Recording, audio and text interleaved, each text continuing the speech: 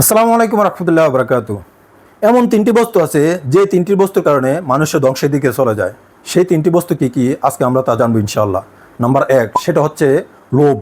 লোভ এমন একটা জিনিস, লোভের কারণে মানুষ অমানুষে পরিণত হয়। যেমন টাকার লোভ। টাকার লোভ এমন একটা জিনিস, টাকার লোভের কারণে আমরা অনেকেই কী করে যাই, আমাদের চরিত্রটাকে বিক্রি করে ফেলি। নাম্বার 2, সেটা হচ্ছে হিংসা। হিংসা এমন একটা জিনিস, বর্তমানে হিংসা আমাদের ভিতরে অনেক বেশি প্রচলিত। আমরা একজনে আরেকজনে কি দেখতে পারি না, ভালো দেখতে পারি না।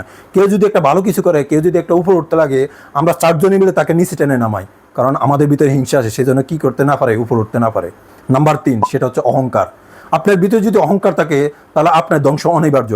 কারণ অহংকারের বশতে আমাদের সাথে অনেকেই কী করতে পারে না, কথা বলতে পারে না। আমরা অনেক অহংকার দেখাই।